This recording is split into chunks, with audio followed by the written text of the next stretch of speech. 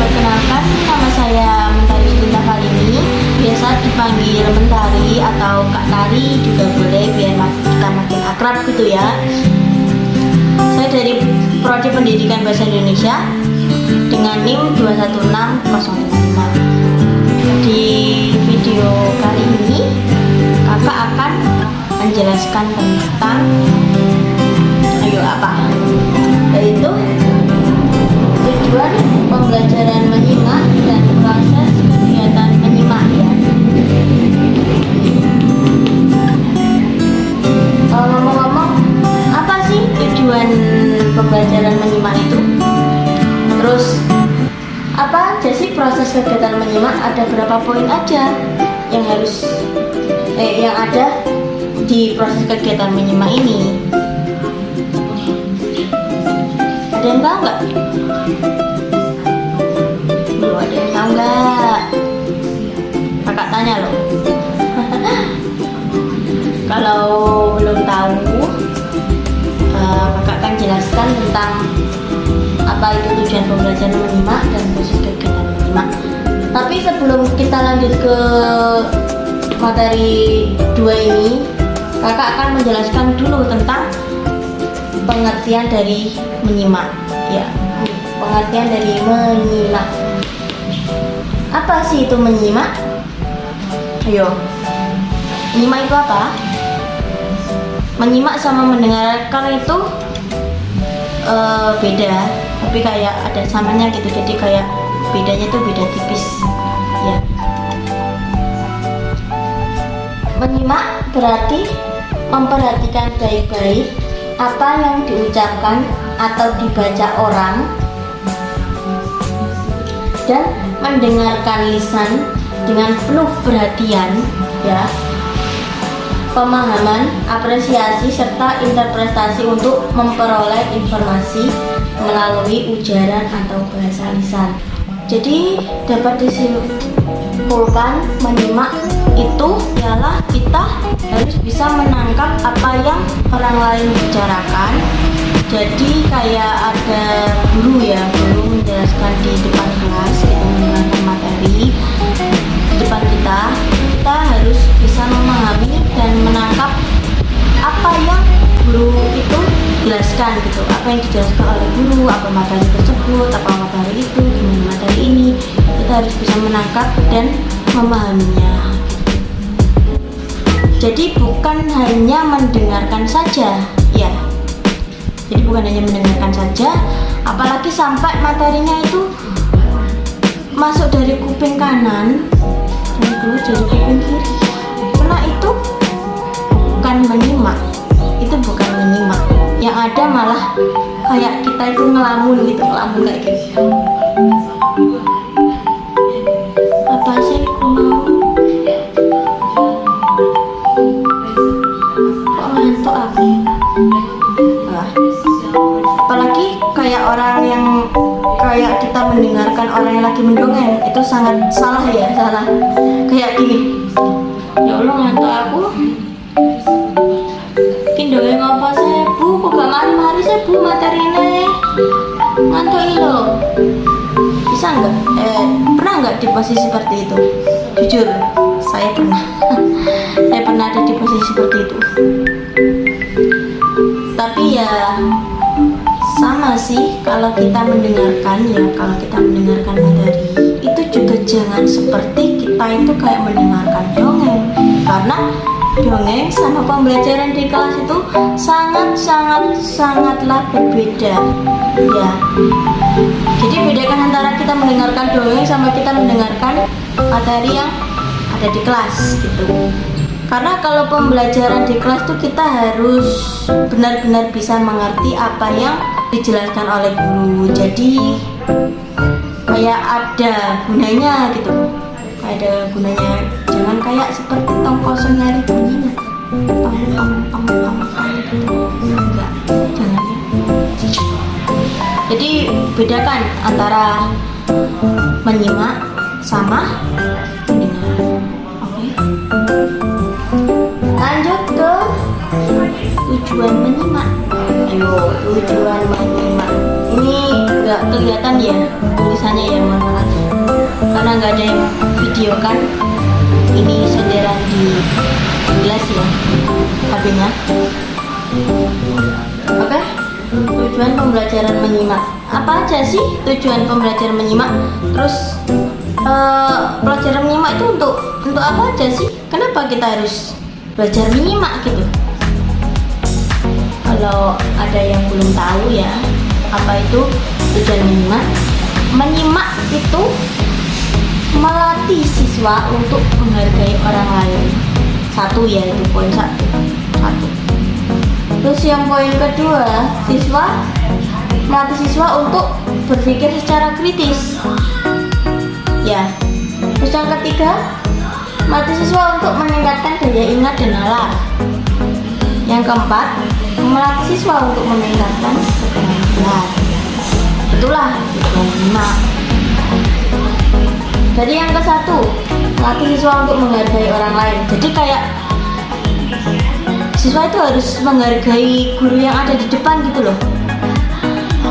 Hargailah guru yang menjelaskan materi di depan dengan susahnya gitu. Jangan kok kita abaikan gitu. Kan sakit ya. Kalau kita diduakan itu kan sakit. Apalagi seorang guru diduakan. Sakitnya tuh di sini. Oke. Terus melatih siswa untuk berpikir secara kritis. Jadi melatih siswa untuk berpikir secara kritis tuh kayak lebih ke melatih siswa itu jangan sampai langsung nyerah gitu. Kayak ini kok susah, saya nggak bisa mikir, ini susah. Kayak lebih ke melatih siswa itu jangan sampai bergantung gitu. Harus bisa berpikir sendiri, harus bisa berpikir keras. Itulah tujuannya menyimak. Kayak kamu tuh jangan menyerah dulu sebelum berusaha. Ayo latih pikiranmu, latih terus. Jangan sampai kamu ngomong nggak bisa, jangan. Kamu tuh bisa tapi males. Tuh. Jadi harus berpikir ya. Terus yang ketiga, melatih siswa untuk meningkatkan daya ingat dan nalar. Jadi melatih siswa untuk mengingat kembali, mengevaluasi, mengingat kembali apa materi-materi tadi yang dijelaskan oleh guru. Kan biasanya kan siswa atau seperti saya ini, remaja seperti saya ini juga terkadang tuh kayak masih pikun gitu. Ini tadi apa sih? Aku kok gimana sih kok nggak ingat ya. Jadi pembelajaran menyimak itu kita dilatih untuk meningkatkan daya ingat dan nalar. Jadi merolling lagi, coding lagi, apa sih tadi materinya. Tadi yang aku tangkap dari guru mengajar di depan kelas itu apa sih, seperti itu ya. Terus yang keempat, melatih siswa untuk meningkatkan keterampilan. Jadi kayak siswa itu biar lebih terampil lagi. Gak kok di sini aja gitu, kayak lebih mengembangkan pikirannya gitu. Harus terampil ini, harus terampil ini. Jadi jangan kayak minder terus. Aku nggak bisa ini, nggak usah. Aku nggak punya keterampilan. No. Enggak ya. Jadi inilah tujuan pembelajaran menyimak. Terus saya akan menambahkan lagi ya tentang tujuan dari pembelajaran menyimak, yaitu menyimak untuk belajar di mana orang tersebut bertujuan agar ia dapat memperoleh pengetahuan dari bahan ujaran sang pembicara. Seperti yang saya jelaskan tadi ya, untuk memperoleh pengetahuan. Jadi kita itu harus benar-benar mendengarkan, benar-benar bisa menganalisis, benar-benar bisa memahami. Jadi nggak kayak seng gitu, enggak ya. Terus menyimak untuk mengevaluasi, di mana orang menyimak dengan maksud agar dia dapat menilai apa-apa yang dia simak, baik buruk, indah, jelek, tempat ngawur, logis, tidak logis, dan lain-lain. Jadi kayak kita bisa membedakan lah, lebih ke kita tuh bisa membedakan mana yang baik, mana yang buruk, mana yang indah, mana yang jelek, mana yang tepat, mana yang ngawur, dan mana yang logis dan mana yang tidak logis. Terus juga menyimak untuk mengkomunikasikan ide-ide, di mana orang yang menyimak bermaksud agar ia dapat mengkomunikasikan ide-ide, gagasan maupun perasaan-perasaannya kepada orang lain dengan lancar dan tepat. Jadi lebih ke kita itu dilatih untuk berbicara. Kita mengkomunikasikan ide-ide yang kita punya. Jadi nggak dipendam sendiri. Aku loh duwe ide iki, aku loh duwe ide iki. Saya sampaikan kepada si A, saya sampaikan kepada si B. Terus gimana pendapat kalian tentang ide saya? Jadi seperti itu. Menyimak untuk memecahkan masalah, di mana orang yang menyimak bermaksud agar dia dapat memecahkan masalah secara kreatif dan analisis, sebab dari sang pembicara dia mungkin memperoleh banyak masukan yang berharga. Jadi kita itu dilatih agar kreatif gitu. Dilatih agar kreatif dan bisa menganalisis, sebab itu banyak banget masukan-masukan berharga yang dilontarkan ke kita. Jadi itu kita harus bisa sekreatif mungkin lah ya, sekreatif mungkin menampung masukan itu dan menampung materi-materi berharga itu. Terus yang terakhir, menyimak untuk meyakinkan, di mana orang yang menyimak untuk meyakinkan dirinya terhadap suatu masalah atau pendapat yang selama ini dia lakukan. Jadi kayak meyakinkan dirinya sendiri gitu loh terhadap masalah atau pendapat yang selama ini tuh dia tuh ragu gitu loh. Itu seperti itu, lebih ke meyakinkan keraguan gitu. Terus lanjut ke apa ini? Lanjut ke materi ketiga, proses kegiatan menyimak. Apa aja sih proses kegiatan menyimak?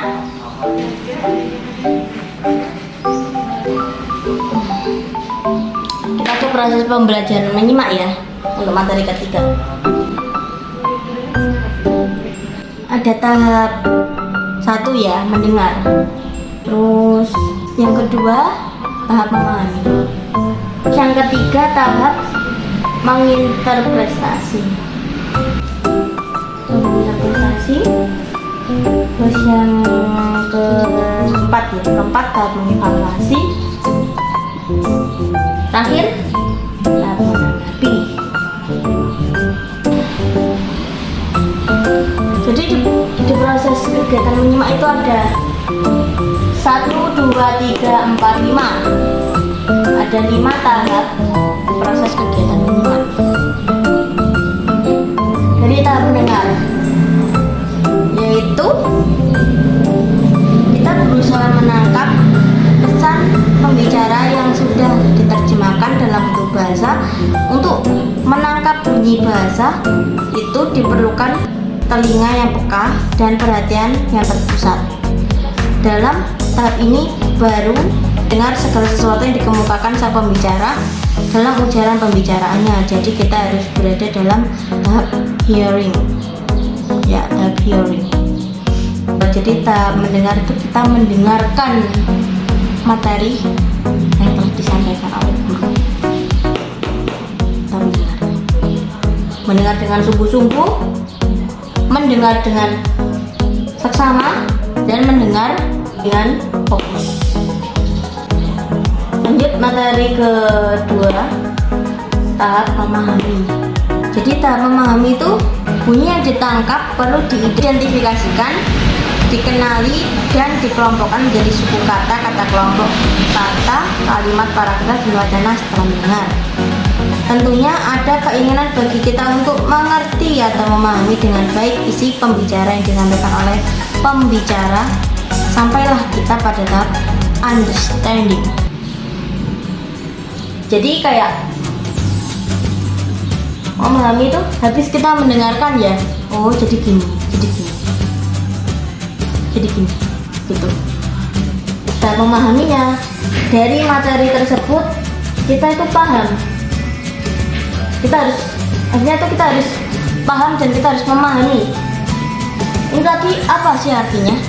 Jadi ada gunanya kita mendengarkan materi tersebut.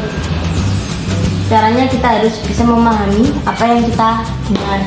Terus tahap ke berapa ini? Tahap ketiga, yaitu tahap menginterpretasi. Menginterpretasi yaitu penyimak yang baik, cermat, dan teliti belum puas kalau hanya mendengar dan memahami isi ujaran pembicara. Dia pasti ingin menafsirkan atau menginterpretasi isi butir-butir pendapat yang terdapat dan tersirat dalam ujaran pembicara. Dengan demikian, penyimak telah tiba pada tahap interpreting. Habis mendengarkan ya, kita habis mendengarkan, terus kita habis memahami, kita paham dengan materi yang kita dengar, langsung ke tahap kita menginterpretasi, yaitu kita menafsirkan isi-isi dan butir-butir dari materi tersebut. Lanjut ke tahap keempat, yaitu tahap mengevaluasi. Setelah memahami serta menafsir atau menginterpretasikan isi pembicara, penyimak mulai menilai atau mengevaluasi pendapat serta gagasan pembicara, keunggulan dan kelemahan serta kebaikan dan kekurangan. Penyimak sudah sampai ke tahap evaluasi. Jadi habis menginterpretasi, kita ke tahap mengevaluasi, yaitu sama halnya kayak mengoreksi ini sudah baik atau benar, ini sudah baik atau buruk, atau kurang, atau sudah benar, atau sudah lengkap gitu. Terus apakah sudah kayak unggul atau masih ada kelemahan, itu di tahap kita itu harus bisa mengevaluasi. Lanjut ke terakhir, tahap menanggapi. Menanggapi itu setelah semua tahap dilewati, penyimak menyambut atau mencamkan, menyerap serta menerima gagasan atau ide yang dikemukakan pembicara dalam ujarannya. Penyimak sampai ke tahap akhir, yakni tahap responding. Jadi habis kita mendengar materi, terus kita memahami, kita paham dengan materi tersebut, terus kita menginterpretasi ini. Habis menginterpretasi, mulailah kita ke tahap mengevaluasi yang tadi ya, mengevaluasi. Kita ke tahap menanggapi, kita ke tahap merespon apa isi materi itu. Jadi harus ada timbal balik, ada respon dari keduanya gitu. Jangan kok gurunya habis menjelaskan materi itu sudah kita nggak peduli gitu, kita paham apa enggak, kita bisa mengevaluasi atau menanggapi atau apa, kita nggak peduli. Jangan seperti itu salah ya. Yang baik itu kita harus habis mendengarkan, kita harus bisa mencakup 5 proses ini gitu ya. Oke, dari sini ada yang ditanyakan, apa sudah paham semua tentang apa itu pengertian menyimak, apa itu tujuan menyimak, dan apa itu proses kegiatan menyimak dari SRED? Apa ada yang perlu ditanyakan? Kalau kurang jelas bisa ditanyakan di kolom komentar ya. Kalau sudah jelas ya alhamdulillah. Ya udah, sekian hari ini materi dari saya tentang pengertian, tujuan, dan proses kegiatan menyimak.